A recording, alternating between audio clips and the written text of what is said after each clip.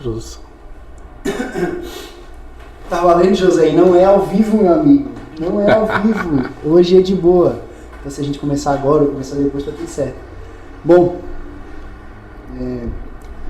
olá pessoal, tudo bem? Estamos aqui com uma proposta diferente hoje, você pode ver aqui pela mesa. Trouxemos alguns livros. Vamos falar sobre todos esses e mais alguns, né? Então, a proposta hoje veio por conta de uma folga na agenda que a gente deu, né? Tínhamos planejado um outro conteúdo, acabamos postergando por conta de uns projetos que a gente está desenvolvendo aí, né, José? Isso. E hoje a gente vai trazer, então, dica de livro. Qual é a ideia? A ideia é fazer com que as pessoas alcancem o conhecimento através dessa ferramenta que é incrível, né? Nunca acho que vai deixar de existir, principalmente porque as pessoas gostam de apalpar, de passar página, de marcar e tudo mais, diferente do digital ali que vai passando um negócio meio frio, meio, né, por mais que os livros e e-books e tudo mais que se entrega aí tenham bastante conteúdo, acho que o livro físico ainda acaba sendo uma baita de uma ferramenta, né, José? Uhum. O que o Paulo Vieira, conhecido um dos maiores coaches aí do mundo, né? O maior do mundo, né? Ele fala que aquilo que eu não tenho é pelo aquilo que eu não sei, que se eu soubesse, eu já teria. Então a gente tem que construir esse saber, esse conhecimento. Eu acredito que seria difícil, por exemplo, ter acesso a uma dessas pessoas no nível que a gente está, mas com o livro a gente consegue alcançar aí algo bacana. Mas vamos lá. Eu vou começar com a primeira indicação, um dos livros que eu acho muito interessante, que é esse daqui, do Jack Welch, Paixão por Vencer. Esse livro aqui, ele é muito interessante porque ele traz uma visão de negócios. Esse cara, ele foi por um tempo ali CEO da GE, né? Ele conseguiu aí ter um faturamento explosivo dentro da empresa. E ele ensina muito sobre negócio, sobre equilibrar a vida pessoal com a profissional, que na verdade ele diz que não existe.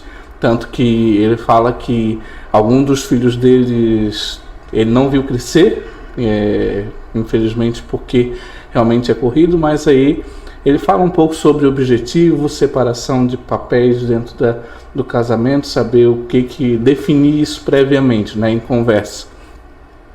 E ele traz várias questões, aquela questão de, por exemplo, ter uma visão de negócio apurado. Por exemplo, tu tá andando na rua, tu olhar um supermercado, tu já começa a calcular qual é o lucro, o que é isso. Isso é visão de negócio. Então ele fala muito sobre isso, criar esse repertório de visão de negócio. Então esse livro é muito bom, eu super indico ele. E aí, vamos para a próxima indicação. Bom, essa visão aí de equilíbrio, né? Até tem um empresário aqui brasileiro, Marcos Freitas, ele fala bastante sobre gestão empresarial, sobre gestão de pessoas, gestão do negócio em si. E ele fala, cara, a vida é um descompasso, é um desequilíbrio, né? Se você estiver equilibrado, você não está focado em nada, então você está rodando no mesmo círculo ali, né? Então quando tu desponta para alguma coisa, né? É necessário tirar a atenção, tirar o tempo de outras coisas, né? Então aquela questão de gestão de tempo. Tudo bem tu, por algum momento da tua vida, tu destinar o tempo para aquilo e posterior tu retomar em outra ocasião, né? Sim. Então, de fato, uma ótima indicação. Ainda não li, né? Mas se vem em referência do José, se vem na referência do José é porque é um baita livro. Bom, puxando um pouquinho pro lado de vendas, pega para mim aqui, por favor, amigo. Puxando um pouquinho pro lado de vendas, a gente tem o Spin Seller. Spin Seller, na minha visão, mudou minha maneira de vender, né? O Spin significa, é uma sigla, né? Spin Seller não é uma palavra, é uma sigla mesmo. O S significa sondagem, então a gente sonda o cliente para chegar a identificar o problema dele.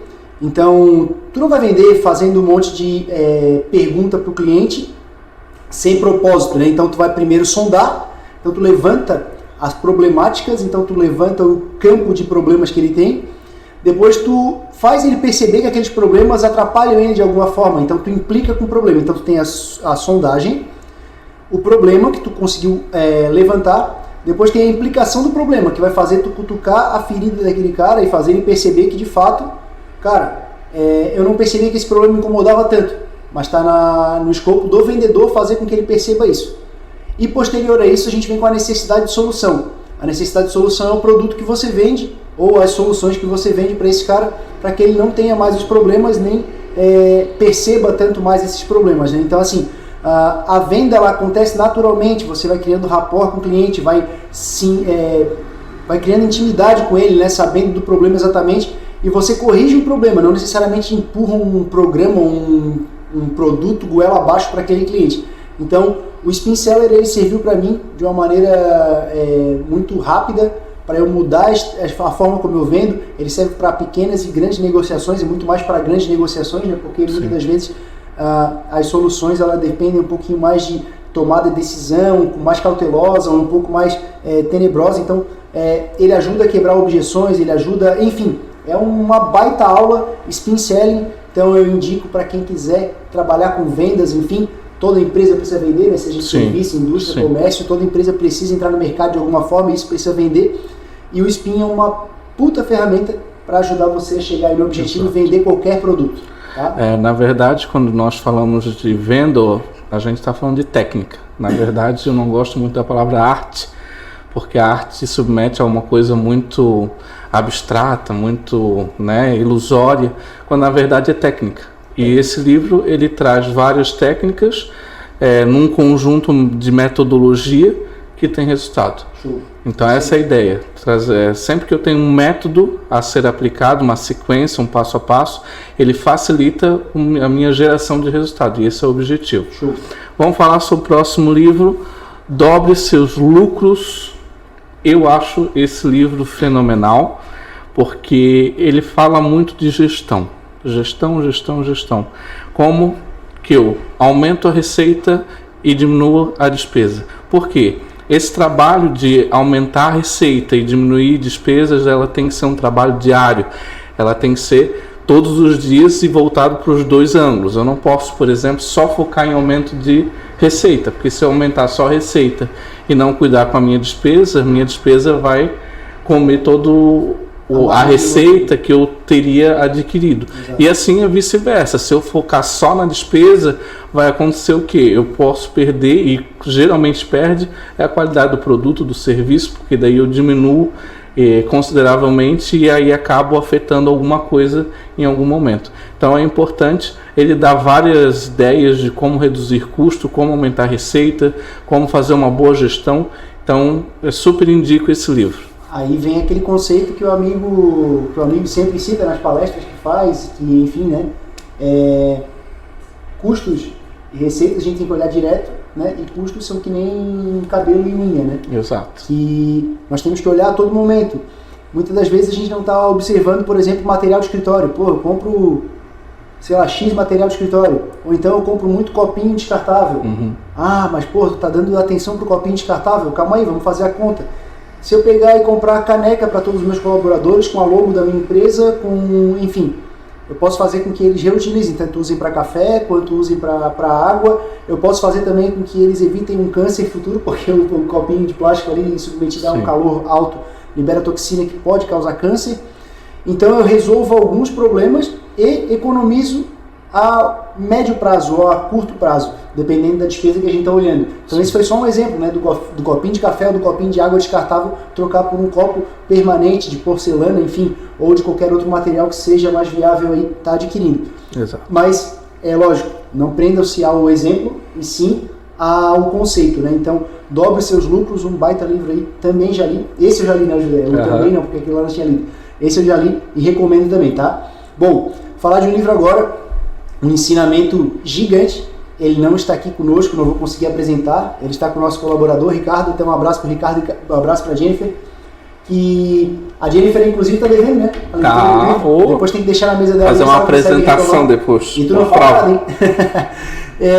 Então, assim, O Homem Mais Rico da Babilônia. Esse livro fala entre linhas de Salomão. Quem conhece um pouquinho da história bíblica sabe que Salomão foi o homem mais rico do mundo, sabe que ele teve uma conversa direta com Deus, né? E pediu, não foi riqueza, ele pediu sabedoria. Então esse livro, ele traz uma mensagem muito importante, ensinamentos nos quais, se você fizer, e eles são atemporais, né? Então, se você fizer lá na época de Salomão ou fizer agora, você certamente vai prosperar, né? Então, recomendo a leitura desse livro. É um livro de fácil leitura, é fininho, é uma fábula, né? Uma fábula. Então ele conta um vendedor de carroças, e aí ele começa a trabalhar algumas situações onde ele começa a ter uns comentários, né, de um sábio, e ele começa a adquirir essa sabedoria também, começa a transformar então ele de um cara quebrado, ele começa a se transformar num cara rico, né? Então é muito interessante a forma como ele trata o dinheiro, como ele conduz aquelas situações ali, e como ele consegue sair de uma situação não vantajosa para uma situação super vantajosa, virar a moeda realmente, né? Tá do outro lado da moeda, né? Sim. Então, O Homem Mais Rico da Babilônia, indico, de olho fechado, um baita livro, para você que quer começar uma leitura fácil, uma leitura rápida, um conteúdo não tão profundo, mas muito válido, né? Para qualquer um de nós aí. Exato. Vamos para o próximo. Como fazer uma empresa dar certo em um país incerto. Acho esse título muito bacana. Principalmente pelo momento, né? Exato. Como é que a gente vai saber o que vai ser do nosso país? E olha que é um livro que foi escrito em 2005. Esse livro aqui eu não vou nem falar o autor, porque o autor dá quase uma página inteira a quantidade de autores. Na verdade, todos os autores aqui são renomados, bastante conhecidos aí na área empresarial, de negócios. É um projeto da Endeavor. Acho esse livro fenomenal. Ele traz uma visão, vamos assim dizer, mais realista sobre empresa. Contrato social, contabilidade, tributário. Ele traz de uma forma não tão técnica, né? Porque geralmente a gente tem esse problema de pegar livros técnicos, não entender e achar que é ruim, quando eles pegam e trazem de uma forma mais didática, mais no dia a dia. E eles trazem a realidade. Então, um livro super bom. Ele traz a essência do que é ser um empresário, de como lidar com problemas do dia a dia. E, embora seja um livro de 2005, eu acredito que todos os conceitos que eles trazem são super válidos.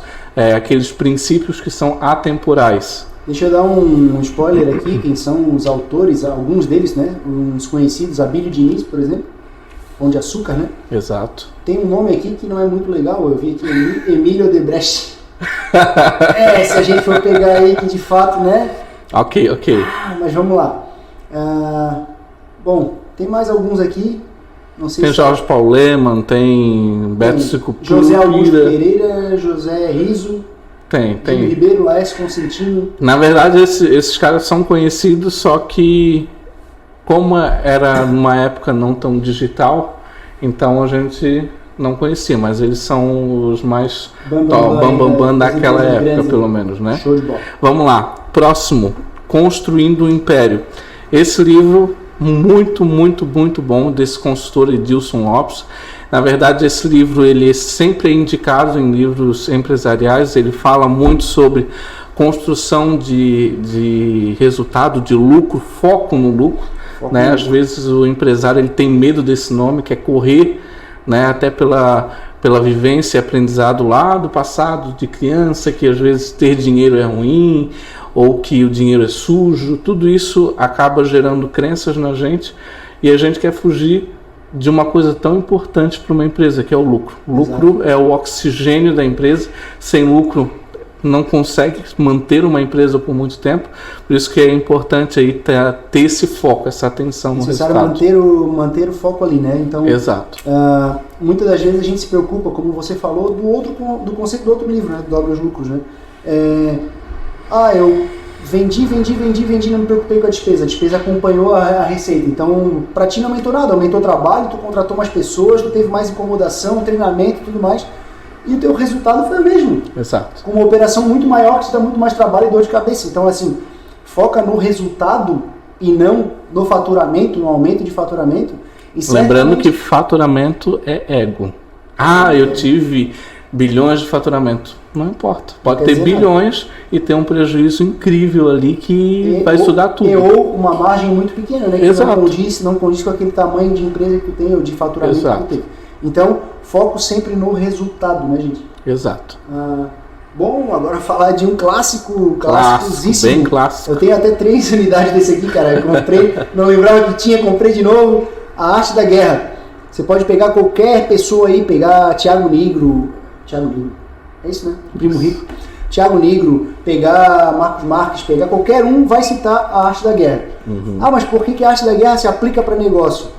Bom, via de regra, se você for ler a Arte da Guerra e não interpretar a Arte da Guerra, você vai lidar ali com território, avanço de não sei o que, matar o inimigo, e ele é bem voltado para guerra mesmo, né? Para combate, para embate entre pessoas, entre clãs, enfim.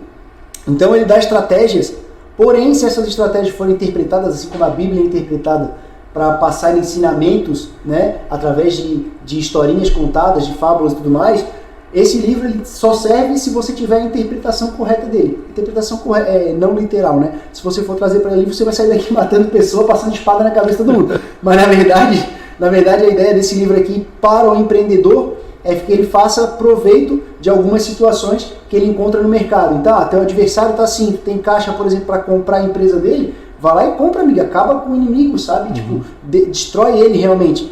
Né? Então, enfim, a Arte da Guerra, citado por todo mundo que está na internet, aí, citado por um monte de gente que lê um monte de livro, é um dos principais e eu recomendo bastante. Inclusive, hoje nós já temos várias releituras desse livro, né? Então nós temos vários livros trazendo a arte da guerra para negócios, a arte da guerra para mulheres, a arte da guerra para homens. Então existem já várias releituras que pegam todos esses conceitos e traduzem para o nosso dia a dia ou para o dia a dia do negócio. Então é um livro super bacana. Vamos falar aqui sobre esse livro aqui. Geração de Valor. Esse cara é fenomenal. Na verdade, esse livro tu lê numa tarde, numa sentada, literalmente. Ele é rápido. Exato. Tem bastante figurinha, tem bastante coisa, né? Figura. Só que o seguinte, ele é marcante. Ele, na verdade, ele já está tem Geração do Valor 1, que é esse daqui, o 2 e o 3. Eu gostei muito desse primeiro aqui. Os outros pareceu-me uma repetição um pouquinho diferente, mas a ideia do livro é empreender, como tirar a ideia do papel, sobre medo, salário. Como construir uma empresa, vender ela por um valor bom. A empresa está quase falindo, tu comprar de novo. É mais ou menos a história do homem, né? Não tem nada a ver com mas não está nesse livro aqui. Não está nesse livro. Mas vale a pena conhecer a história do autor, né? O Flávio Augusto também lançou recentemente um livro, se eu não me engano, a Inflexão. Lá conta a história dele, aí tem todas essas questões. Ser estratégico, a arte da guerra, tá tudo lá, tá tudo dentro daquele livro. Só que esse livro, ele é básico, vamos dizer assim. Para aqueles que estão assim, com aquela dúvida se empreende ou não empreende, vai ou não vai, então já é um ótimo livro para começar. Para você ver, não gosto de ler, começa por ele. Ele tem tanta figura, que se fosse pegar aqui realmente só para ler de texto, seria pouquíssimo. Então aí aproveita, uma ótima dica de livro. Vamos lá, mais um livro aqui, Cultura de Excelência. Esse daqui é um livro muito interessante, até porque ele foi feito com a ajuda aí da Fundação Estudar, criada por Jorge Paulo Lemann, Beto Sicura, né? Nós temos aí 3 grandes empreendedores, deixa eu só pegar aqui o nome certinho, Marcel Teles, Beto Sicupira e Jorge Paulo Lemann. Esses 3 caras construíram aí empresas como a Ambev, que são empresas que explodiram em resultado, em lucro, e aqui eles falam muito sobre sonhar grande, como construir uma empresa de fato sólida, né? Com os princípios que eles têm, e apresentando alguns exemplos de jovens. Então aqui também é outro livro para quem está querendo começar a empreender, né, e não tomou essa iniciativa, esse desejo. É um ótimo livro também. Bom, vamos lá. Deixa eu retomar aqui. Esse daqui eu li e fiquei muito entusiasmado, até porque eu sou um pouquinho excêntrico, né, um pouquinho insensato. E esse livro conta a arte de Eli Brody, né? A arte de ser insensato. Eli Brody já faleceu ano passado, né? Infelizmente. Foi um senhor, né? Foi um homem que colocou o nome dele na história aí, tendo 2 empresas ao mesmo tempo, como entre as 50, né? 50 mais ricas ou 50 maiores da Forbes. Então esse cara realmente fez história. Não só isso, né? Ele era um filântropo também, então ele foi milionário. E detalhe, ele era contador. Ele era um contador diferenciado, né? Tanto que ele era insensato, ele não foi por essa área. Na verdade, ele abriu um escritório de contabilidade e em pouquíssimo tempo ele começou a olhar a rotina e disse, putz, que pariu. Não. E aí ele tomou a decisão de... Aí ele pegou um dinheiro emprestado, mais ou menos uma história de um brasileiro aí qualquer que vai pegar um dinheiro emprestado. Aí ele percebeu no mercado de construção civil que as casas de todas as construtoras eram um padrão e tinha um porão. E esse porão, pelo fato de ter um andar acima, no caso, precisava elevar a casa do solo para poder construir, né, ele gerava um custo para a obra que ele poderia cortar. Sim. Bastava com que o comprador não se importasse de ter porão ou não. E na contramão do mercado, todo mundo achava que os compradores exigiam porão, enfim, porque nos Estados Unidos era muito comum.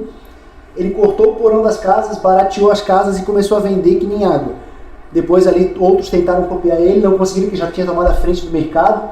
Aconteceram algumas, como de tempo em tempo, aí tem aí na Bolsa de Valores e tudo mais, umas loucuras lá, então teve uma depressão na Bolsa de Valores em algum momento, ele conseguiu superar. Depois disso ele abriu uma seguradora também, foi as 2 empresas que ele teve, né, a de construção civil e a seguradora. E aí, cara, enfim, esse cara ele conta ali que ele foi realmente para construir museu, para construir uma série de coisas, ele moveu um monte de coisa, moveu um monte de empresário. Isso. Ele é um cara que realmente ele se interessava, ele interagia, ele é um cara que, bom, fenomenal. O nome dele é Eli Brody. Proponho que quem quiser, quem esteja interessado, procure saber um pouquinho mais da história desse cara. Leia a arte de ser insensato, que de fato vai tirar muito insight dali, muita coisa bacana. Vai ter muito mais confiança em si mesmo, né? Só para complementar, na minha visão, ele é um cara diferenciado. Para você ter uma noção, ele conseguiu convencer construtores a fazerem do modo dele um ambiente que os caras tinham dito que não ia dar certo, e ele conseguiu convencer eles a construir de forma totalmente diferente daquilo que eles estavam acostumados. Imagina o poder de persuasão, o empreendedorismo que ele executou nessa época. E nessa época ele tinha 21, 22 anos, alguma coisa nesse sentido, muito novo. Então ele entrou no mercado totalmente dominado por pessoas mais velhas e por conhecedores da área, com conceitos do mais formados na área. Ele destruiu todos os conceitos a partir de uma visão que ele teve e de fato ele persistiu naquilo e ele conseguiu fazer uma revolução nesse mercado. Exato. E trazer para um outro patamar, né? Muito bacana, muito legal mesmo. Vamos lá, próxima dica: Receita Previsível, um ótimo livro. Na verdade ele é um livro que ele não traz tanto para pequenos negócios, ele é mais para médio e grandes negócios, só que ele fala muito sobre gestão de vendas e sobre metodologia de vendas. Então aqui é um trabalho mais exponencial. Enquanto o Spin Selling ele consegue ser aplicado por uma pessoa, esse daqui já precisa de uma equipe, como estruturar a equipe, como trabalhar a equipe para conseguir realmente resultado. Ótimo livro, super indico. Show de bola, esse eu não conheço ainda, mas a gente vai formar a equipe, quando formar a equipe com certeza, metodologia. Show de bola. Bom, vou falar de um livro agora que fez bastante diferença para mim. Né? Ele já trata de uma parte um pouquinho mais espiritual, um pouquinho mais de crença, não esse aqui em especial, o próximo que eu vou falar, mas esse daqui, ele vem na mesma pegada, né? Trata de uma coisa que a gente não tem um controle até que leia o livro, porque, de fato, o poder do subconsciente, de Joseph Murphy, o que ele fala? A gente tem como treinar o nosso subconsciente e o nosso subconsciente ele é responsável por diversas coisas que acontecem conosco. Né?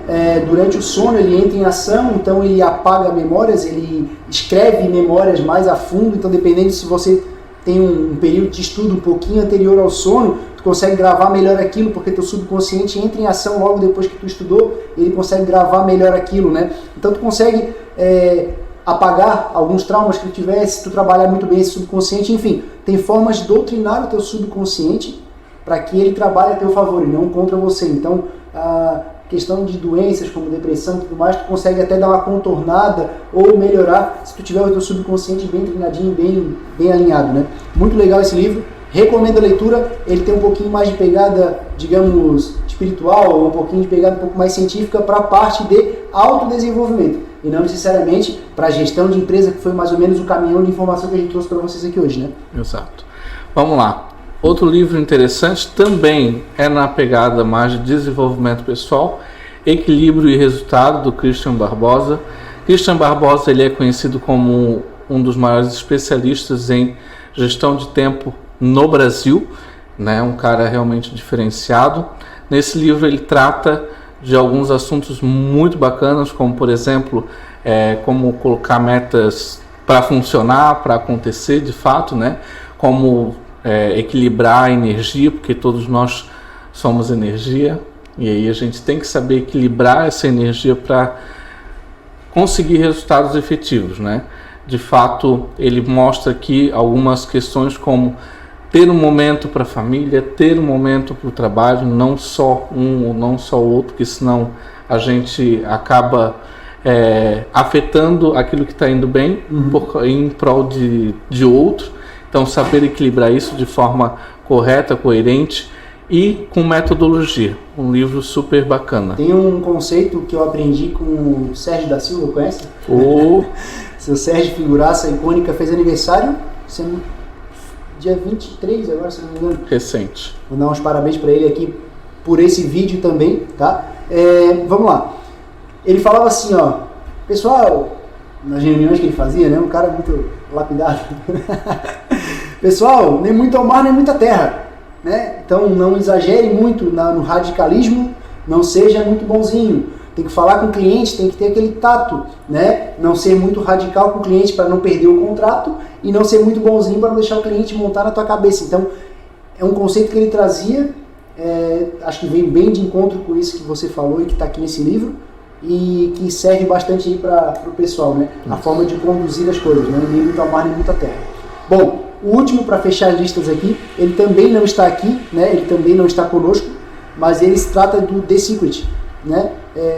Me ajuda o nome do nosso amigo que faleceu há pouco tempo, Bob Proctor. Bob Proctor. Quase lembrei sozinho. O Bob Proctor, ele foi um estudioso dos livros do Napoleão Hill. Napoleão Hill é um monstro, a gente inclusive não trouxe nenhum livro dele aqui, né? Mas tem alguns ali na nossa galeria. O melhor livro de Napoleão Hill, Pense e Enriqueça. Pense e Enriqueça, muito bem. Então, o The Secret, ele trata da nossa... agora eu fugi, da lei da atração, né? Ele entende, a teoria dele entende que a lei da atração, assim como a lei da gravidade, ela é uma lei do universo. Nós estamos submetidos a ela, independente de conhecê-la, independente de qualquer coisa. Há uma analogia que é feita no livro, inclusive, você nunca viu um cachorro no meio da rua flutuando porque a lei da gravidade esqueceu daquele cachorro. Então ela atua sobre todos nós, independente de raça, cor, idade e tudo mais. Sobre todas as coisas, na verdade, né? Assim como a lei da atração. A lei da atração vem muito de encontro com o poder do subconsciente também, só que os assuntos são bem parecidos, só que um fala de uma maneira mais, vamos dizer assim, científica, né, que é o poder do subconsciente, outro fala de uma lei da atração que de fato, lógico, se for pelas evidências a gente consegue comprovar que ela existe, né? Mas se for um cara descrente que não vê e aí assim não considera, então não dá para provar. Mas considera que o universo é um espelho, então se você joga para ele prosperidade, ele vai te devolver prosperidade, se você joga para ele rancor, vai te devolver rancor, e assim vai. Então é um livro de autodesenvolvimento para você entender um pouquinho das coisas, ter um pouquinho mais de pensamento positivo, de otimismo em cima das coisas e não ficar ali remoendo coisas do passado, não ficar, porque aquilo ali acaba trazendo cargas negativas e acaba te afetando, né? Retorna. Enfim. Esses foram os 14, é isso, né? 14 livros que a gente vinha trazer para vocês hoje. Assim, de alguma forma, se tiver como indicar algum livro para começar, talvez o Geração de Valor, por ser um livro um pouco mais brando, né? Um pouco mais tranquilo, com bastante figurinha e tudo mais, um conteúdo leve, superficial. Dá para começar ali já a ter uma noção. Outro livro, O Homem Mais Rico da Babilônia, esse eu indico. Independente se for empreendedor ou não, porque trata das finanças, e finanças, sendo pessoa física, você também precisa, né? Então, O Homem Mais Rico da Babilônia e Geração de Valor, do Flávio Augusto da Silva. Esses dois eu indico para começo de leitura. Quem já tem um perfil mais avançado, está procurando vendas, um spin seller. Quem estiver procurando, enfim, resultado, dobre seus lucros. E aí tem outras informações aqui que a gente já passou para vocês. Então, gente... apenas para evidenciar um ponto aqui, talvez você pense, meu Deus, estão passando 14 livros e de fato aqui só são... Aí eu acho que nem chega a um quarto, um quinto, nem um sexto daquilo. Tem uma biblioteca enorme ali. Poxa, será que não vamos tornar muito teórico? A ideia não adianta você também querer devorar trocentos livros se você não praticar. Por isso que eu digo assim, se tu pegares um livro ali como Geração de Valor, ou como fazer uma empresa dar certo num país incerto, são todos livros muito bons, todos com conceitos, princípios muito bacanas, só que a ideia é ler, aplica. Acha uma forma de aplicar no seu dia a dia. É claro que às vezes não vai conseguir colocar exatamente como o livro traz, mas se você conseguir adaptar a tua realidade, adaptar ao teu momento, você vai conseguir resultado. Essa é a ideia, né? Não ficar só no mundo teórico, porque se você começar a ler demais, você vai encontrar uma coisa chamada obesidade de informação, ou seja, tu fica com a cabeça desse tamanho, e se você não consegue praticar, colocar em dia, no teu dia a dia, para ter resultado, isso daqui de nada adianta. Por isso que o importante é você pegar um livro. Pega um livro só, não precisa pegar os 14 livros no mesmo momento. Pega um livro, começa a dissecar ele, entender ele, a identificar formas de fato, a aplicar ele no seu dia a dia. Bom, show de bola. Enfim, né? O que acontece se você aprendeu alguma coisa? Aprender não, vamos supor, você foi numa aula, escreveu tudo, mas não aprendeu de fato, não prestou atenção para aprender, prestou atenção para escrever. Aprendeu, escreveu, deixou o caderno lá na cantina, caderno, alguém surrupiou o caderno, levou, rasgou a folha e acabou-se. Você não decorou aquilo ali, você não aplicou aquilo ali, você só escreveu no caderno. O que acontece com esse conhecimento? Ele é perdido, certo? Exato. Então, se a gente focar em estudar, que seja 10 páginas por dia, 5 páginas por dia, e aplicar aquele conhecimento na vida, a gente consegue, de fato, ter resultados. Caso contrário... Você começa a fazer parte daqueles 2% do mundo todo que nem lê, que eu acho já ruim, e que também não pratica, não coloca no dia a dia, não tem resultado. Então precisa ler e praticar, colocar isso no seu dia a dia. Exatamente. Gente, por hoje, para a gente não ficar se alongando muito, por essa live, é isso, tá? Agradeço aí vocês que ficaram até o final. Se inscreva no canal, deixa um like, sininho, coisa nada. Eu não sei se isso aqui vai pro ar, eu acho que eu vou cortar ainda. Se ficar bom, eu vou deixar. Então, pessoal, valeu, muito obrigado. José, algum recado importante? É hoje isso aí, ao vivo, muito obrigado. E é isso aí, fechou, vamos lá. Valeu.